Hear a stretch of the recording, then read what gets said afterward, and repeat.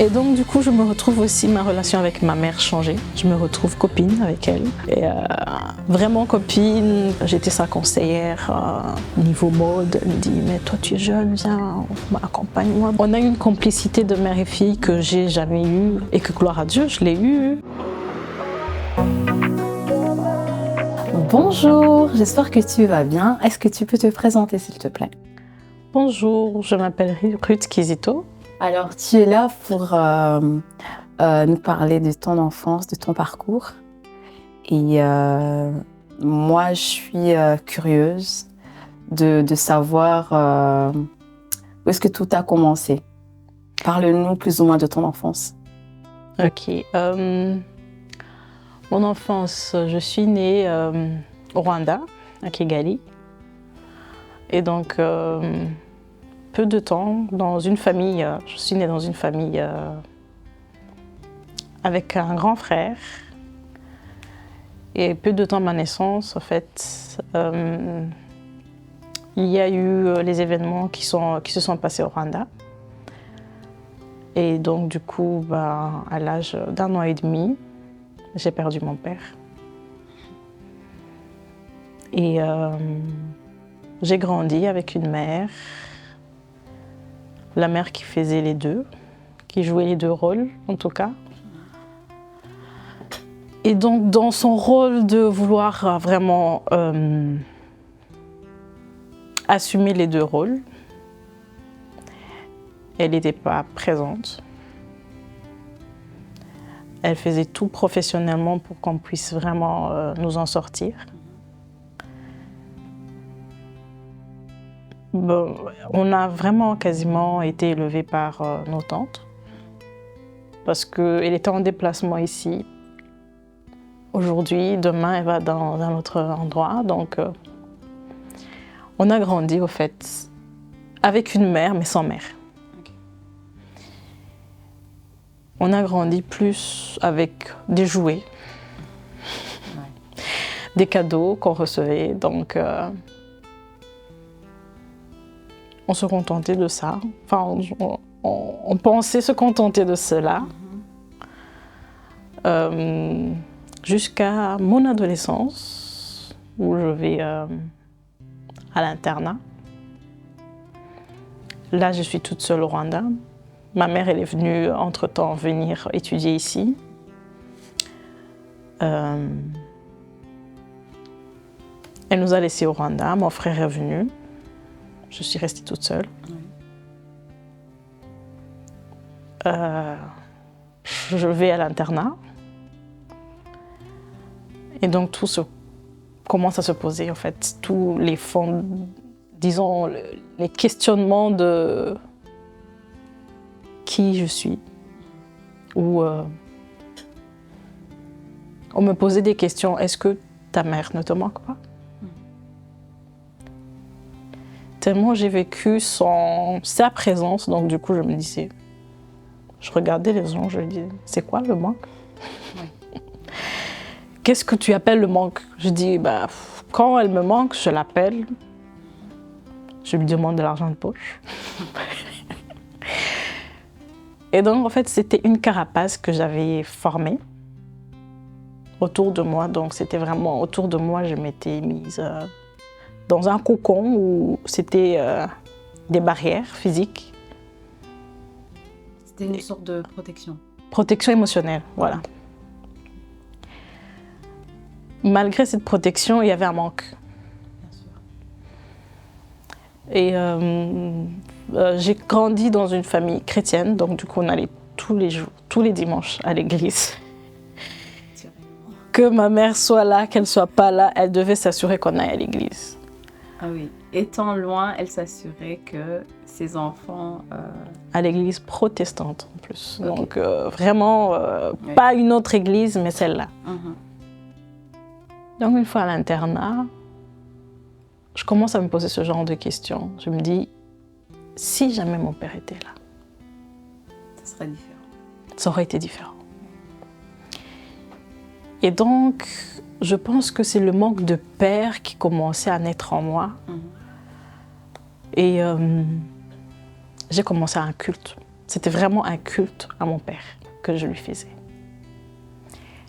J'avais un cahier, je notais tous les poèmes, vraiment tous mes ressentis. Je me défoulais dans ce cahier-là. Et on avait du temps libre le soir. Et je partais, me cachais quelque part. Tout le monde savait que c'est le coin de Ruth. Mais ce coin-là, c'était un culte. C'était vraiment, en fait, là où je faisais mon culte à mon père. Je pleurais. Si jamais il était là.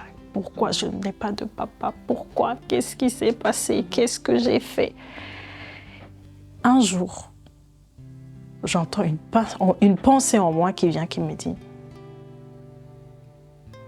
« Ça va. Tu as autour de toi les gens qui n'ont pas de père, n'ont pas de mère. Mais toi, je t'ai prêté, c'est vraiment le mot, je t'ai prêté ta mère jusque-là.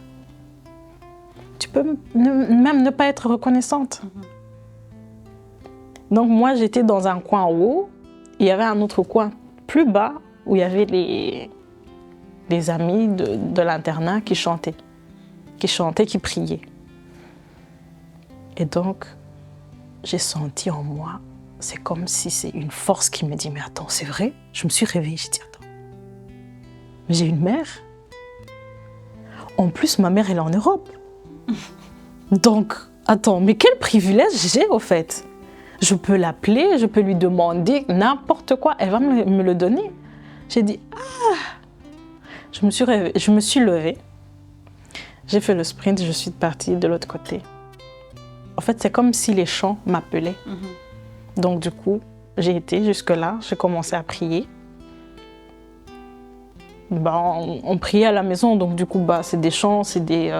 Que tu connaissais depuis l'enfance? Les chants, je ne les connaissais pas parce que c'était des chants évangéliques. Okay. Et donc, je commence à apprendre de nouveaux chants. Je commence à prier avec eux. Ça va. Après, pendant les vacances, donc quand on retourne à la maison, je reçois une invitation d'aller prier dans une église évangélique. Je me suis dit, ok, je vais y aller, c'est pas grave, hein, c'est une invitation. Et j'y vais, on a prêché, je me suis retrouvée en train de faire ma prière du salut. J'ai fait ma prière du salut. Après ce jour-là, j'ai annoncé à tout le monde que je ne vais plus aller dans l'église protestante. Ok. Ma mère... Plutôt évangélique alors. Là, en fait, c'était un revers. Je devais, en fait, c'était vraiment... J'avais la soif. Je dis non. Je peux plus aller dans cette église-là. Et ma mère me dit, mais pourquoi? Donc, elle était en Europe, moi j'étais en Afrique. Oh, et elle me dit, non, tu retournes à l'église de ton père. Oui. Je me rappelle, j'ai vraiment combattu.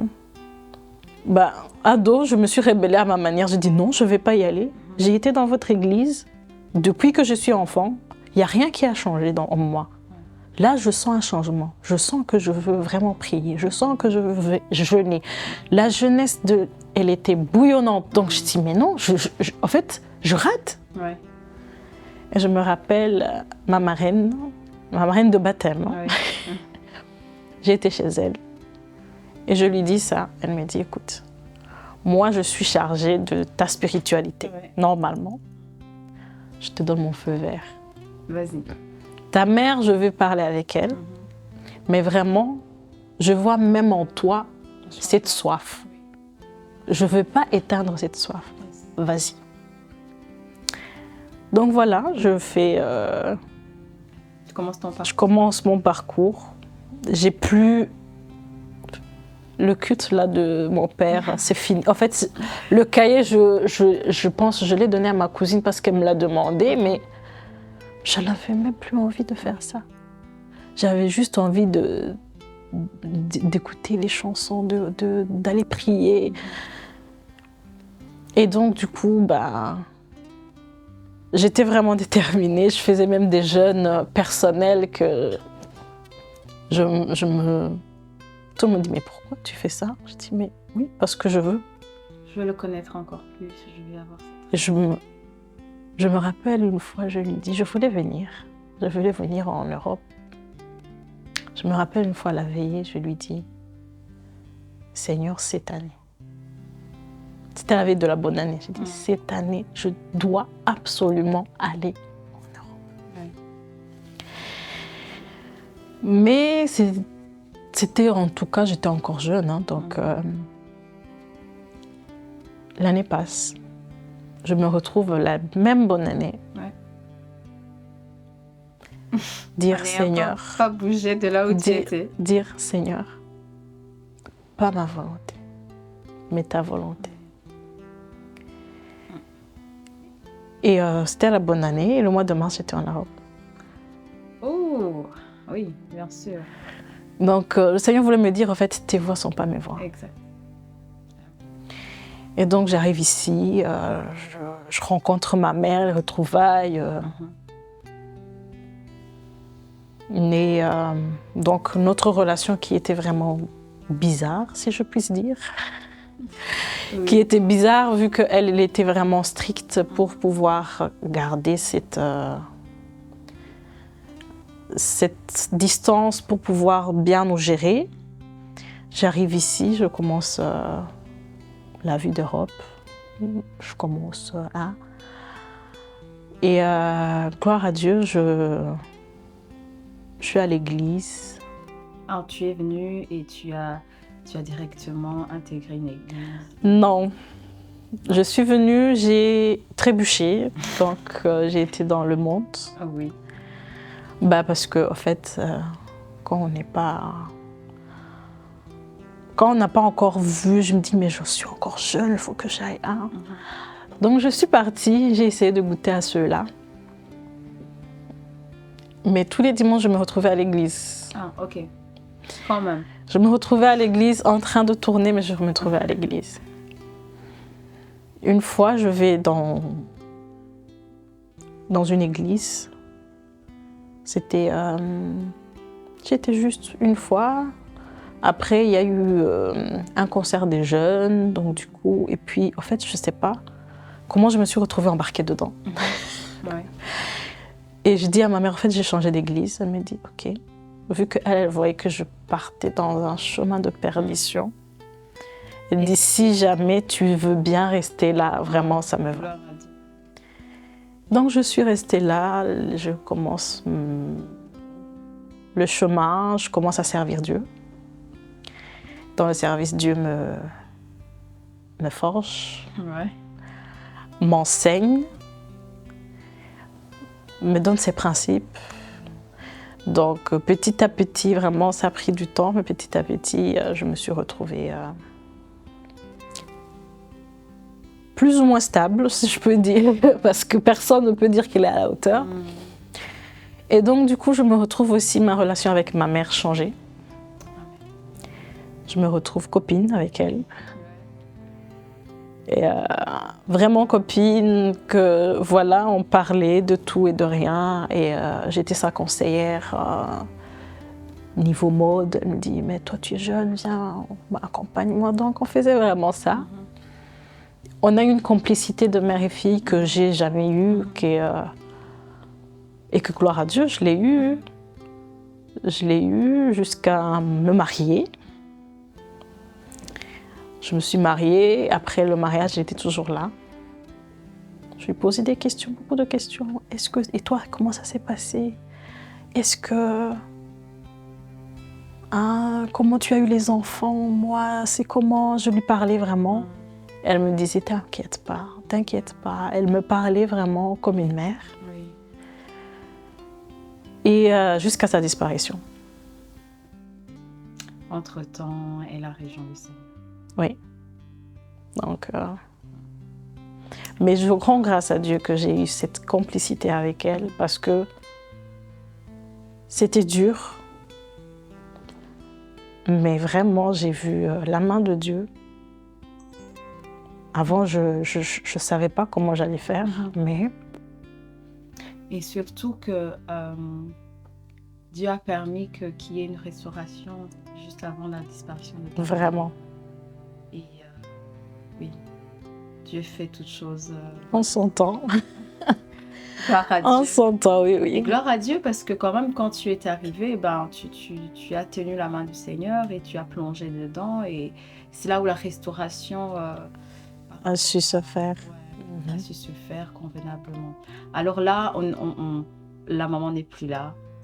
Tu es là, tu es mariée. Je suis mariée. Oui. Et j'ai des enfants. Mon premier fils a été vraiment dur. À la maternité, j'ai dit, attends, comment je vais faire? J'ai pas de mère. C'est vraiment dur, hein? Mais le Seigneur, il veut nous enseigner toujours. J'ai eu beaucoup de personnes qui sont venues. J'ai eu les mamans qui m'ont forcé à boire de la bouillie. Elle a dit, tu dois la boire. En fait, ce qu'une mère aurait pu faire. J'ai vu Dieu lever les gens que je ne connaissais même pas. Enfin, je les connaissais, mais vraiment... Tu ne soupçonnais pas. D'une autre manière, ok, c'est des gens, on se voit, ok, ils veulent me dire bonjour à l'hôpital, c'est pas grave. Mais venir insister, dire non, tu dois faire ça, tu dois faire ça. Et des autres qui préparent, qui m'aident, qui donnent à mon mari, parce que ici, c'est que la femme à l'hôpital, qu'on s'occupe que de la femme. Bien sûr. Il y a une maman qui a vraiment préparé. Elle a vraiment préparé. Elle a donné à mon mari. Ça, c'est pour toi. C'est pour toi, pour vous, quand vous allez sortir de l'hôpital. Comme ça, elle a le temps de se reposer. Donc, elle vous a fait des Tupperware et tout ça. Elle nous a fait des Tupperware. J'étais étonnée. J'ai dit non. Mais oui. Et donc, j'ai dit, vraiment, il y a des Tabitha. C'est des Tabitha qui font des œuvres, vraiment. Et je rends grâce au Seigneur parce que je me sentais perdue, je me sentais... ouf. Oui. Comment je vais faire? Comment je vais faire sans maman? Qu'est-ce qui va se passer? Mais le Seigneur est bon. Il a disponibilisé. Il ne fait rien en fait au hasard. Il ne fait rien au hasard. Peut-être, je me dis, il voulait me montrer que, en fait, c'est le Dieu des orphelins. C'est le Père. Vraiment, Pareil. je l'ai vu. Je l'ai vu. Je l'ai vu.